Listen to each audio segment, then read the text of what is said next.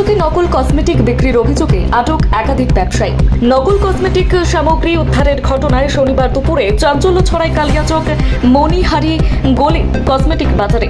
কলকাতার একটি legal team Kaliachak থানা পুলিশের সহায়তায় ওই বাজারে অভিযান চালিয়ে বেশ কিছু দোকান থেকে বিপুল পরিমাণ নগদ প্রসাধনী সামগ্রী বাজেয়াপ্ত করে। এই ঘটনায় একাধিক ব্যবসায়ীকে আটক করেছে পুলিশ। তদন্তকারী সূত্রে জানা গিয়েছে, বাজারের নামী সংস্থা ফিট এর নকল পণ্য দীর্ঘদিন ধরেই বিক্রি হচ্ছিল।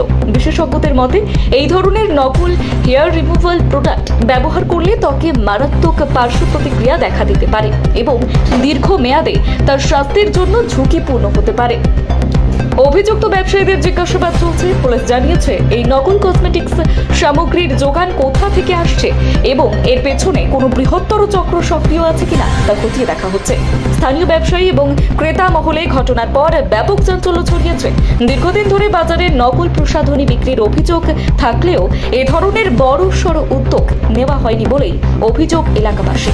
পুলিশের এই অভিযানের ফলে বেআইনি ব্যবসায় হ্রাস টানা যেতে পারে বলেই আশা করছেন অনেকে। क्या मिला है आपको? Hair remover. वो क्या होते हैं? बाल साफ करने के लिए। कौन सी कंपनी का मिलता है? रिकेट। डुप्लीकेट माल मिलता है? डुप्लीकेट माल। अब पकड़ा कितना आदमी है? कितना दुकान सील किया? 5 दुकान। किसी को अरेस्ट हुआ है क्या?